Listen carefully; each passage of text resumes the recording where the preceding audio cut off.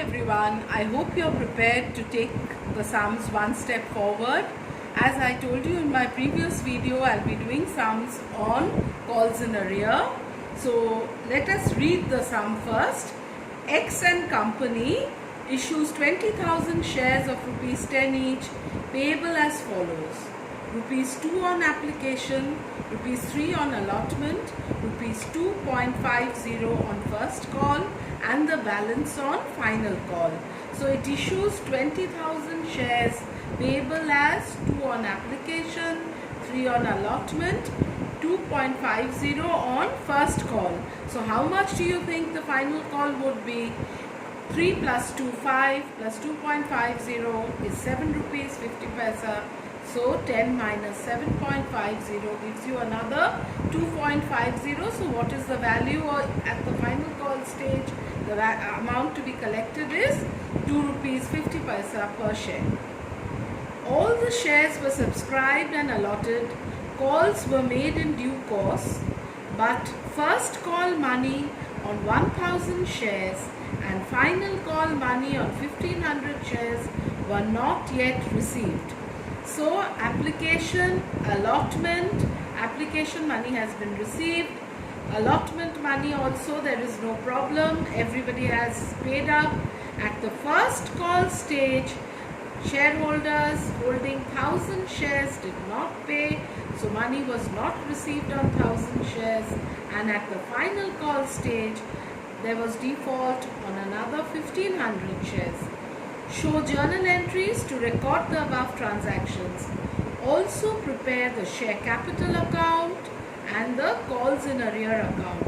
Now at this point, let me just mention to you that if you study the ISC question papers for the last 3 to 4 years, at least you will find that the council has given ledger accounts to be prepared for company accounts problems in a number of years.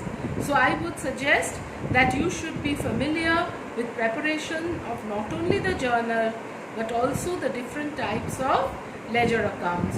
When we move further and I am able to complete the topic and we are solving the ISC accounts question papers at least for the last 3 years, I will be emphasizing on all these points again. So let me take you a step further. Let us move into the solution. Now, according to the problem, rupees 2 was payable on application for 20,000 shares. Let me just show you the problem once again. 20,000 shares, rupees 2 per share on application. Now, at the application stage, the company has to first receive the money. We have already done this in the previous video. Bank account debit 40,000 has come in. To share application account 40,000. The narration: application money received on 20,000 shares at the rate of rupees 2 per share. Now what do? We transfer the money to share capital. So share application account debit to share capital account 40,000. Narration: transfer of application money to share capital account. Now we move on to the next installment, that is allotment. Now in the previous video, in the previous video I had mentioned to you that at the allotment stage and from allotment stage onwards,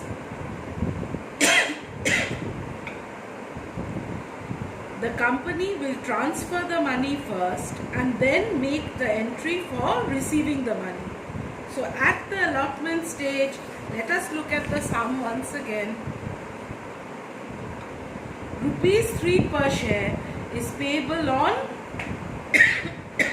allotment. I hope my natural cough is not disturbing your visual senses. I'm sorry about that, but 20,000 shares into 3 rupees per share. So share allotment account debit to share capital account 20,000 into 3, 60,000. Allotment money due on 20,000 shares at the rate of rupees 3 per share. Now the company is going to receive the money. So the money has come into the bank. Bank account debit 60,000 to share allotment account 60,000. Allotment money received on 20,000 shares at the rate of rupees 3 per share. So we are done with application and allotment without any hitches. Now let us move on to the first call. At the first call stage, look at the sum. How much is the company asking for? 2.50 per share on first call. So on 20,000 shares, how much money is due at the first call stage? 20,000 into 2.50, that is 50,000. So share first call account debit to share capital account 50,000. First call money due on 20,000 shares at the rate of rupees 2.50 per share due. Now the company is going to receive the money. At the time of receiving the money, according to the sum, I am going back to the sum, please look at it. Money on 1,000 shares was not received at the first call stage. That means there is calls in arrear on 1,000 shares at the rate of 2.50 per share. So 1,000 into 2.50 gives you 2,500. Calls in arrear is a loss for the company. Hence, calls in arrear account always has a debit balance. So how much money is the company receiving on 19,000 shares? Because 1,000 shares the company does not receive money. So on 19,000 shares at the rate of 2.50 per share, the amount that has come into the bank is 47,500. Calls in arrear debit 2,500 to share first call account 50,000. So at this stage calls in arrear is 2,500.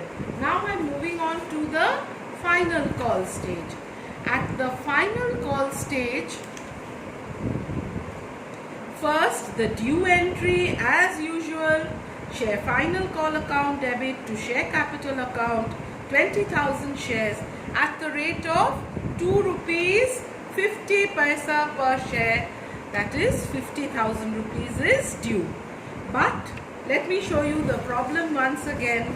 The problem says that holders of 1,500 shares failed to pay final call money. So we have to account for the calls in arrear on 1,500 shares at the rate of 2.50. Now here you have to think back. People who did not pay you final first call money will definitely not pay you final call money. So let us look back at the first call. At the first call stage, there were defaulters and hence your calls in arrear was calculated on 1,000 shares. On these 1,000 shares, it is obvious that you will not be receiving final call money also. So at the final call stage, calls in arrear will be calculated on 1,000 shares, which is due right from first call onwards, plus 1,500 shares on which only final call is due. So on how many shares does the company have to calculate calls in arrear at the final call stage? On 2,500 shares. So on 2,500 shares at the rate of rupees 2.50 per share, your calls in arrear is 3,750. Please remember, defaulters of the first call cannot suddenly pay you the second call unless otherwise mentioned in the sum. So the total defaulter is 1,000 plus 1,500. That is our calls in arrear at the final call stage. So 50,000 was due. How much has not been received? 3,750. So how much has gone into the bank? 46,250. Now what will the narration be? Final call money received on 18,500 shares, 20,500 minus 2,500, and calls in arrear on the shares adjusted. This should be your ideal narration. With that, we have completed the journal, but according to this sum, you have to make two ledger accounts. One is calls in arrear account and the other one is the shared capital account. So let us look at the calls in arrear account. Now if you look at this sum in the journal, it says bank account debit, calls in arrear account debit to share first call account. If you break up this compound entry, what will your entry be? Calls in arrear account debit to share first call account. You can segregate 2,500.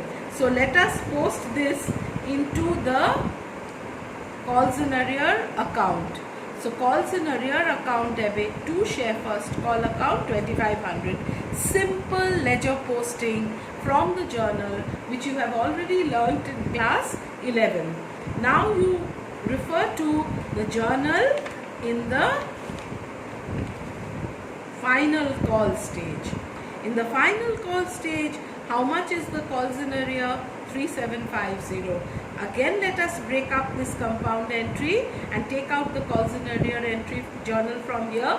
Calls in arrear account debit to share final call account 3,750. Now we post it into the calls in arrear account to share final call account 3,750. So by balance carried down, we are closing our ledger account just the way you have done for any other account in class 11, 6,250. So to balance brought down 6,250. Now we will also have to prepare share capital account. So look at the journal once again. Where do you have capital? Share application account debit to share capital account. So by share application account 40,000.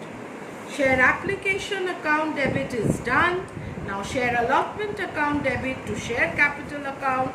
So by share allotment account 60,000. Then similarly by share first call account 50,000. By share final call account 50,000. Direct posting from the journal into the ledger.